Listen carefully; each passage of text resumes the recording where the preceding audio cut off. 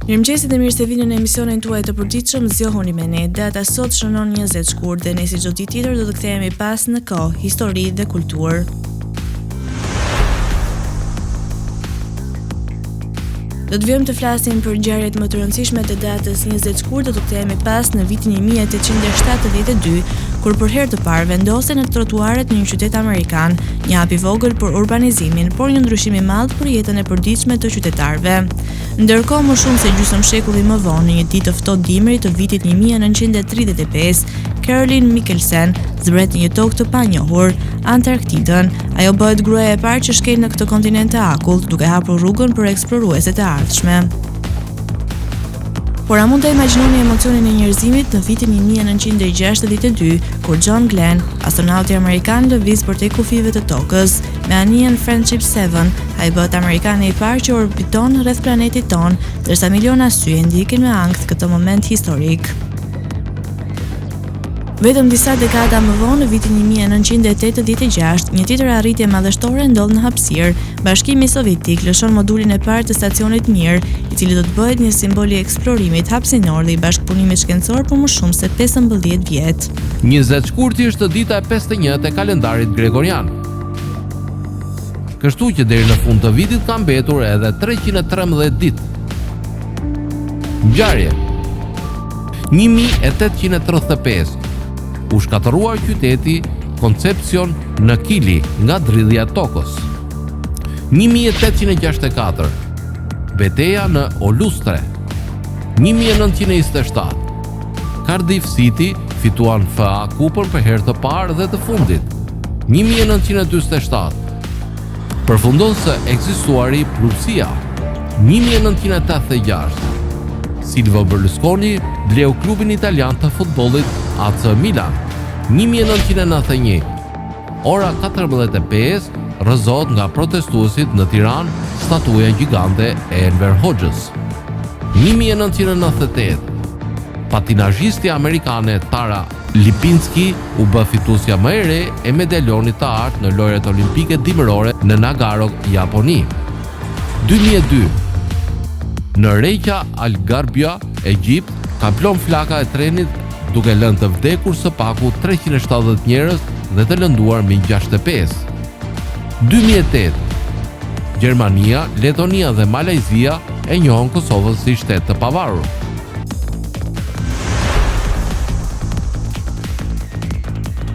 Do të vijmë të flasim për lindjet më të rëndësishme të kësaj date dhe në vitin 1844, një botë ku shkenca dhe arti ecin paralelisht, do të vinë në jetë Ludwig Boltzmann, duke na dhuruar teoritë e tij mbi mekanikën, të cilat më vonë do të ndihmojnë në kuptimin e termodinamikës. Por ndërsa shkenca përparon, arti gjen rrugën e tij. Në vitin 1927, në një lagje të thjeshtë në Bahamas, lind Sidney Poitier, njeriu që do të bëhet ylli i parë afroamerikan që fiton një Oscar dhe që do të thyej barriera në Hollywood.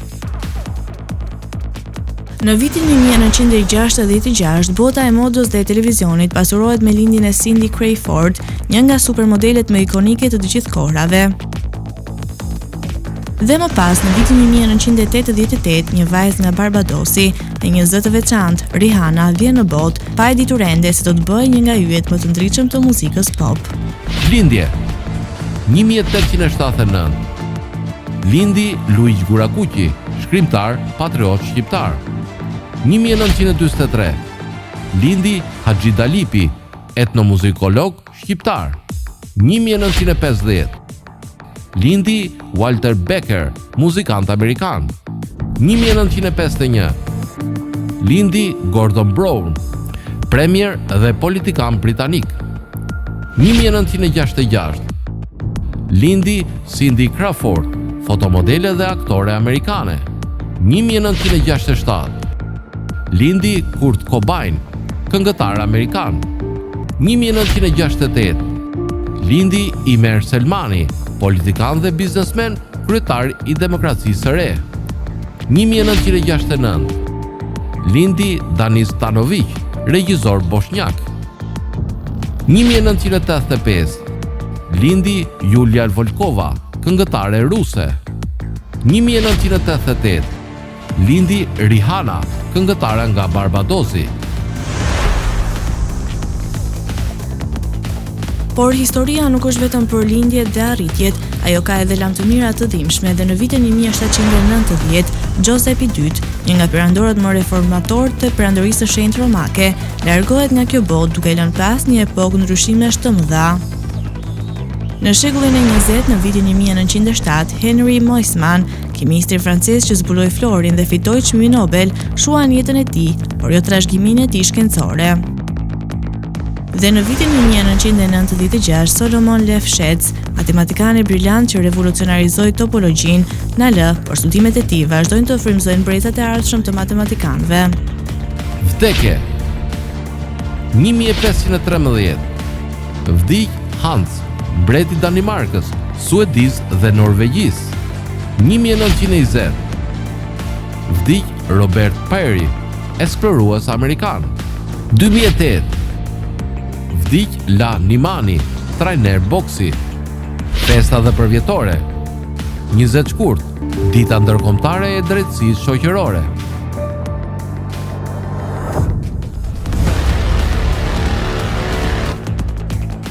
Tani u të ndiqni rubrikën e dhe shëndeti.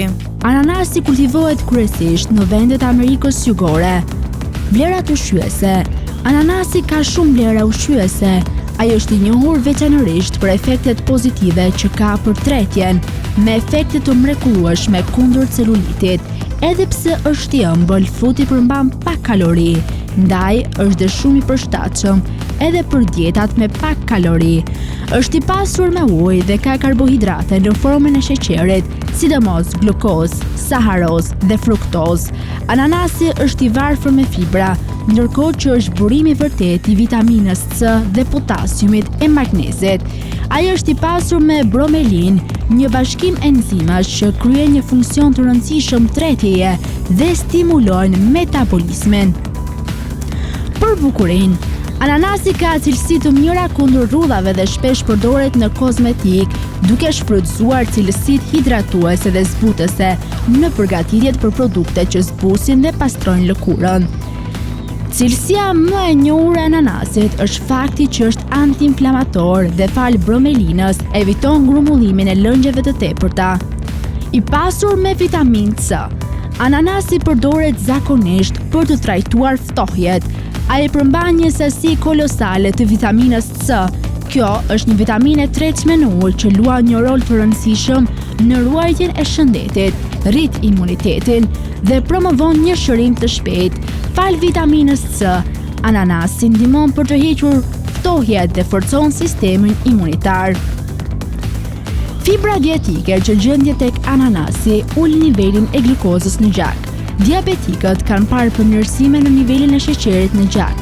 Kështu, ngrënia e ananasit në pjesë të arsyeshme promovon prodhimin e insulinës në sasinë e kërkuar, e cila, nga ana tjetër, lehtëson rrjedhën e diabetit dhe ndihmon në përmirësimin e gjendjes së pacientit.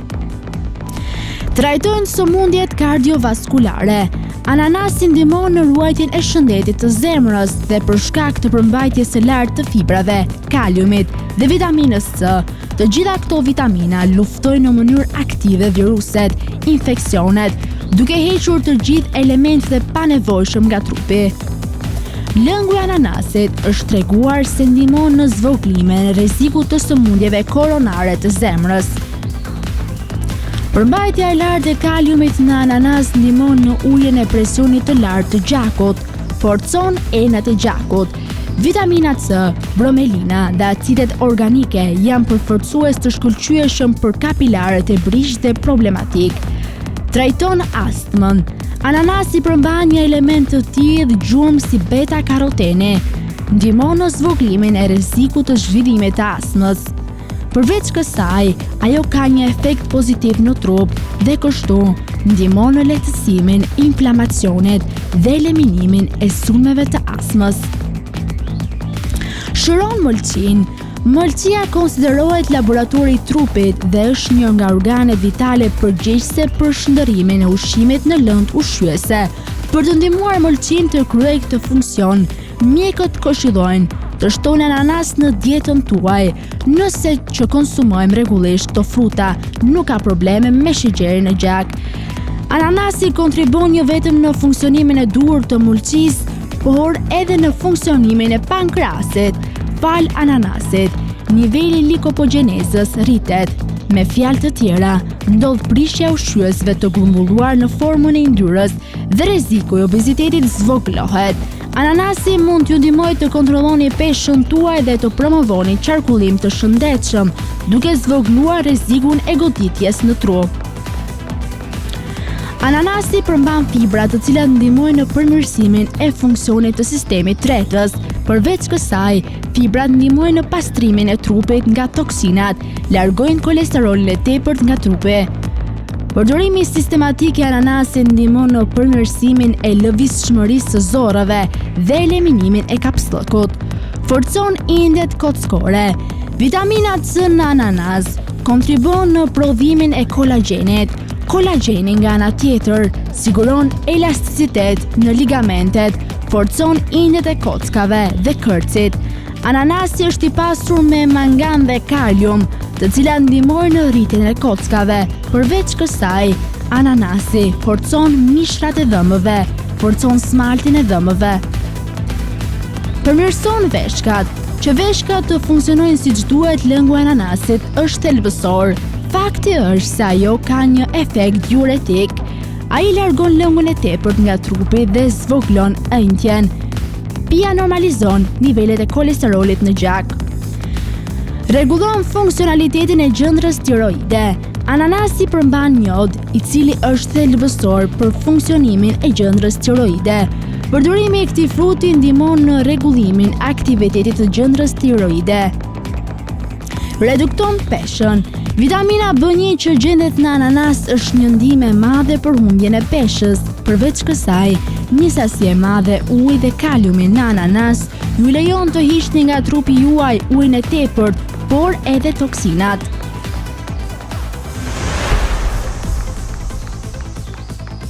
Për biografinë e sotme kemi zgjedhur të flasim për vajzën që ndryshoi botën e modës.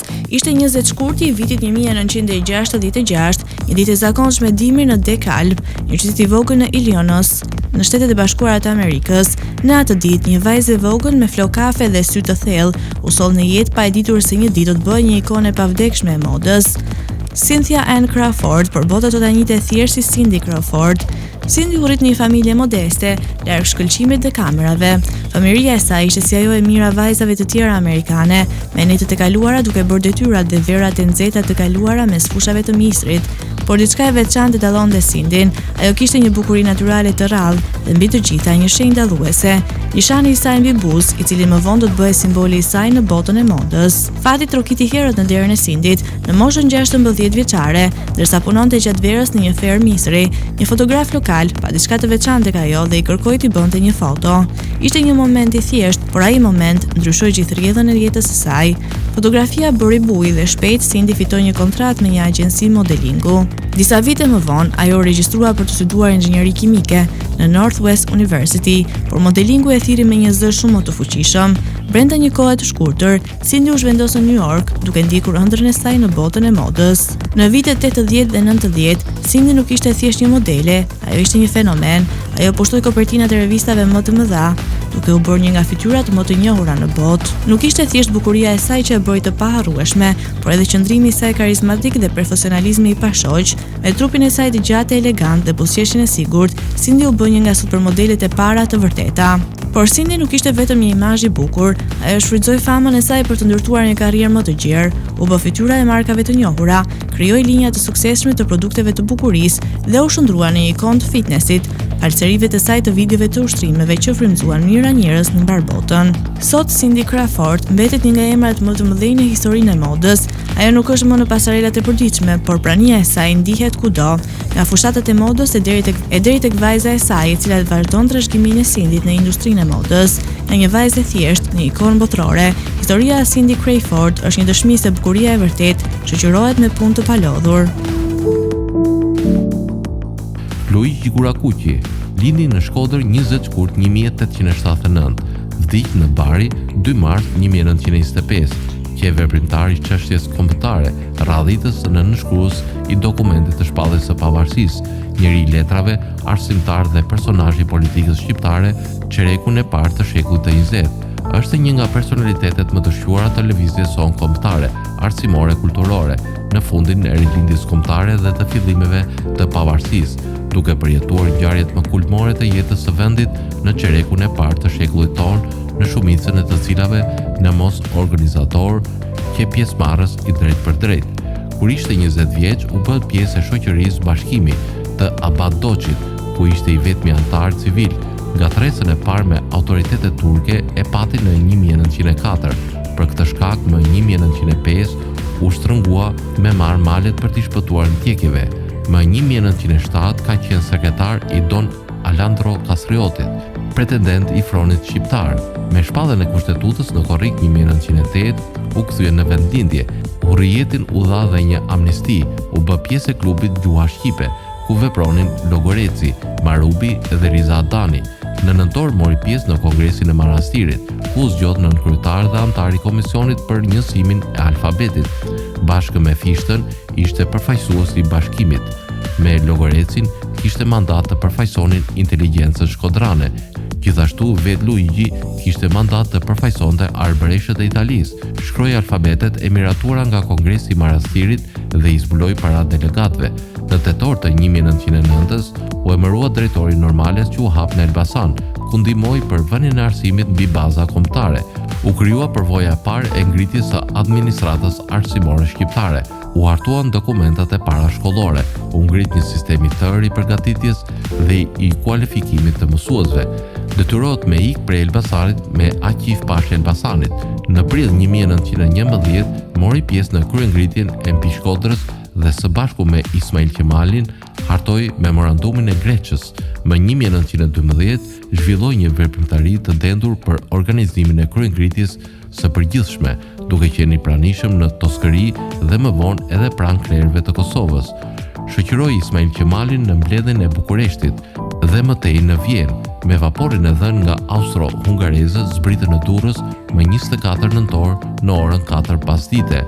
U nisën të nesërme me 25, një natë fjetër në Çerm tek Dervish Bey Biçakçiu dhe një natë në Fier tek Omer Pash Virjoni. Në Vlorë mbërrite me 27 nëntor në darkë. Pas triumfit të legalitetit shkoi në Itali. Më 7 janar 1925, përfaqësuesi sovjetik në Vjenë lajmëronte zëvendëskomisarin të punëve të jashtme Litvinov se Gurakuqi ishte dakord për bashkimin në një front opozitar me ndihmën e tyre, çka më vonë do të ishte Konareja. Qeveria Noli akuzoi për grabitjen e thesarit të shtetit, por Gurakuqi ngarkoi Xhemal Beg Bushadin t'i dorëzonte Shefqet Dibrës, inspektori financave i dërguar nga qeveria Zogut të paprekur arkën e shtetit. Mbrëmjen e 2 marsit 1925 në restorantin e Hotel Kavor, Gurakuqi po darkonte me 2 miq të tij dhe gruan e njërit prej tyre, Riza Dani me bashkëshorten Makbule dhe vëllai i tij Dan Hasani. Kërkoi leje prej tyre duke i thënë, do të shkoj tek Sotiri, mbasi i kam premtuar një kukull vajzës së tij. Duke dalur nga restoranti i hotelit, u pa me Baldo Stamollën, i cili i zbrazi 3 plumba. Në xhepat e shqyër të ish ministrit të financave, policia italiane gjeti vetën 350 lira. Questura lajmëroi koloninë shqiptare që ceremonia nuk mund të zhvillohej në qytet, por vetëm brenda mureve të Varrezës. Drejt barit rendën refugjat shqiptar për gjithçka. U mbajtën fjalime prej bashkëshortes së Sotir Gjikës, zonjës Lili Kuarta, miku i tij Hasan Prishtina, mbi varrin e tij do të shprehej: "Flej qet Gurakuq, shpagën tënde do ta marri me përparimin e Shqipërisë." Në çastet e përgatitjes së varrimit, miku i tij i afërt, Gurakuqit, John Kamsi, ruajti veshjen me të cilat ishte veshur kur u vra. Më 27 nëntor 1957, qeveria komuniste, që në dukje mbështeste lëvizjet e qershorit, solli në Shkodër eshtrat e tij, të cilat u rivarrosën në varrezat e dëshmorëve. Regjimi komunist i dha titullin Heroi i Popullit.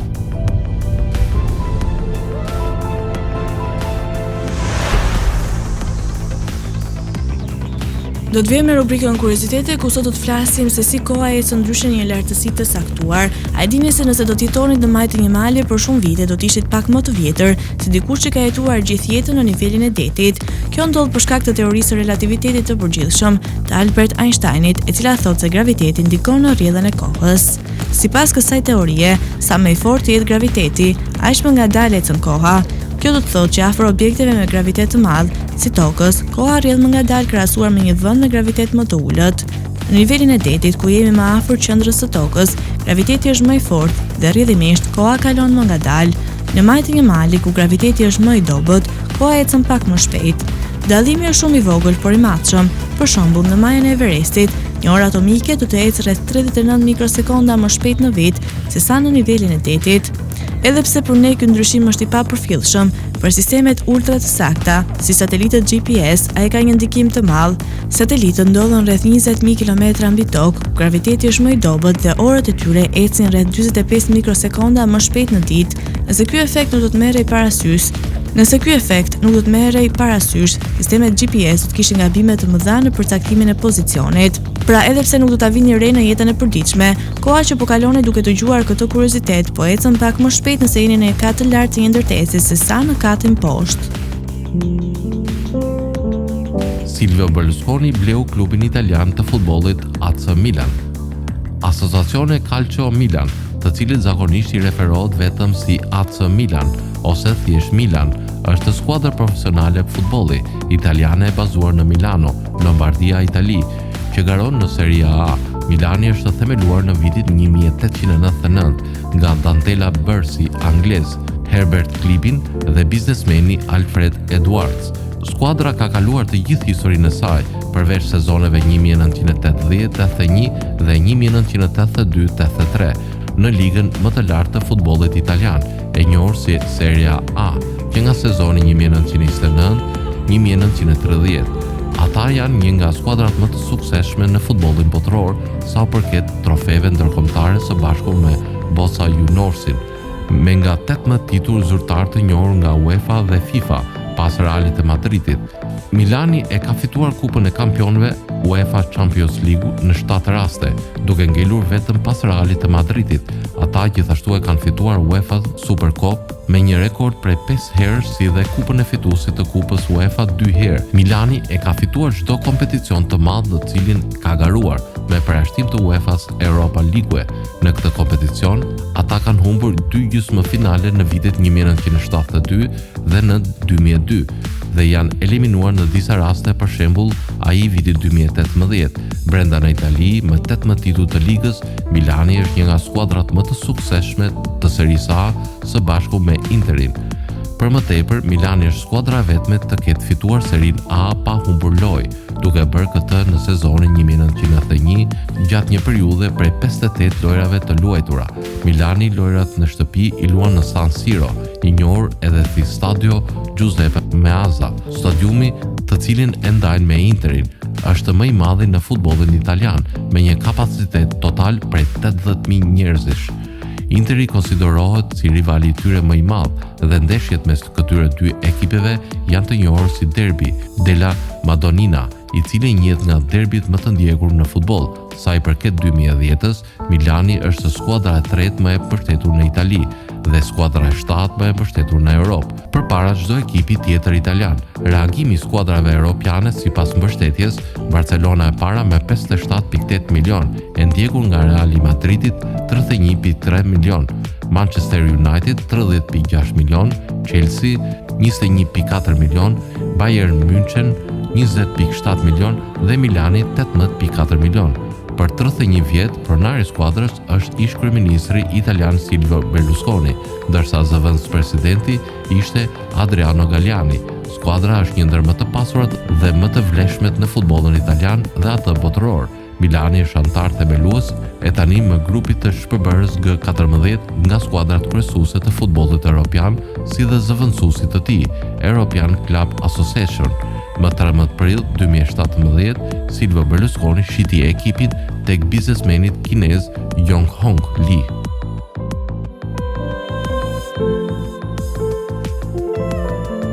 Për të shkuar deri te kafja më e shtrenjtë në botë, së bashku do të shkojmë në shtetin ishullor më të madh në botë, i cili është Indonezia.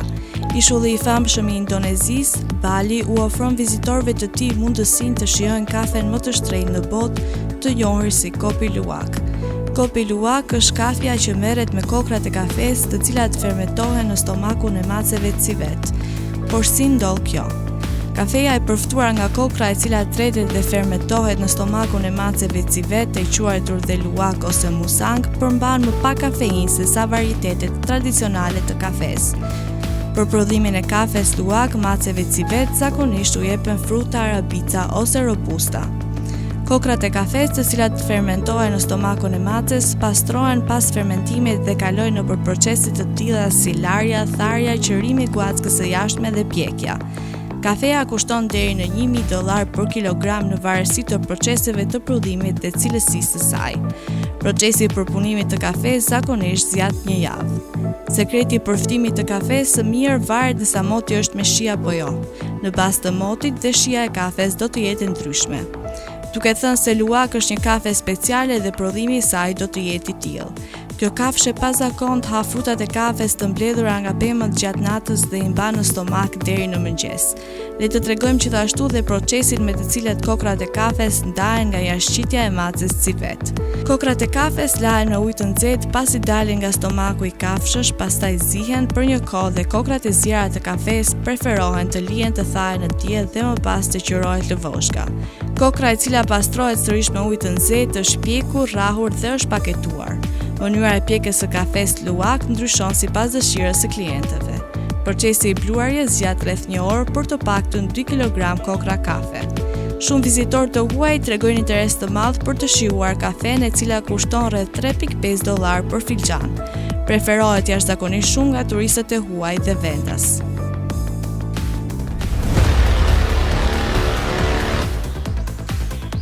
Tani oftë të ndiqni parashikimin e motit për territorin shqiptar.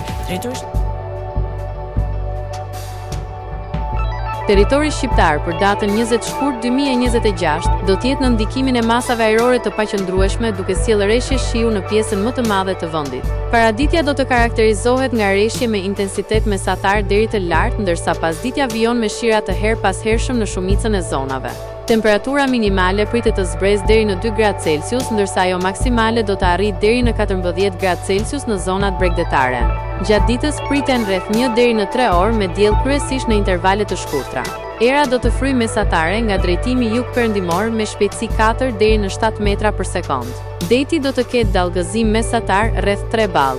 Indeksi ultraviolet për Tiranën pritet të jetë i ulët rreth 2. Sipas të dhënave astronomike, lindja e diellit në Tiranë do të jetë rreth orës 6:22, ndërsa perëndimi rreth orës 17:27. Temperaturat minimale dhe maksimale për disa qytete kryesore të Shqipërisë do të jenë si më poshtë: Shkodër 9 deri në 13 gradë Celsius, Kukës 6 deri në 11 gradë Celsius, Peshkopi 4 deri në 9 gradë Celsius, Tiranë 8 deri në 13 gradë Celsius, Durrës 9 deri në 14 gradë Celsius, Kavaj 9 deri në 14 gradë Celsius, Elbasan 8 deri në 13 gradë Celsius, Berat 8 deri në 14 gradë Celsius, Korç 2 deri në 8 gradë Celsius, Vlorë 10 deri në 14 gradë Celsius, Gjirokastër 7 deri në 12 gradë Celsius, Sarand 10 deri në 14 gradë Celsius. Tani oftë të ndiqni parashikimin e motit për territorin e Kosovës. Territori i Kosovës për datën 20 shkurt 2026 do të jetë në ndikimin e motit relativisht të paqëndrueshëm me alternime mes vranësirave dhe rreshjeve të lehta shiu në disa zona. Paraditja do të jetë me vranësira, ndërsa pasditja sjell rreshje të her pas hershme në pjesën perëndimore. Temperatura minimale pritet të zbresë deri në 2 gradë Celsius, ndërsa ajo maksimale do të arrijë deri në 12 gradë Celsius. Era do të fryejë lehtë deri mesatare nga drejtimi jug-perëndimor me shpejtësi 3 deri në 6 metra për sekond. Indeksi ultraviolet për Prishtinën pritet të jetë i ulët rreth 2. Sipas të dhënave astronomike, lindja e diellit në Prishtinë do të jetë rreth orës 6:18, ndërsa perëndimi rreth orës 17:20. Temperaturat minimale dhe maksimale për disa qytete kryesore të Kosovës do të jenë si më poshtë: Mitrovic 3 deri në 7 gradë Celsius, Podujev 2 deri në 7 gradë Celsius, Skënderaj 3 deri në 9 gradë Celsius, Pej 3 deri në 8 gradë Celsius, Prishtinë 3 deri në 9 gradë Celsius, Gjakov 4 deri në 12 gradë Celsius, Malishev 3 deri në 11 gradë Celsius, Gjilan 4 deri në 8 gradë Celsius, Perizaj 3 deri në 10 gradë Celsius, Kaçanik 3 deri në 9 gradë Celsius, Suharek 4 deri në 11 gradë Celsius, Prizren 4 deri në 12 gradë Celsius. Të nderuar teleshikues, kemi arritur në fund të emisionit edhe për ditën e sotme. Bashkë do të rishihemi sërish nesër në po të njëjtën orë. Deri atëherë, mirë takofshim.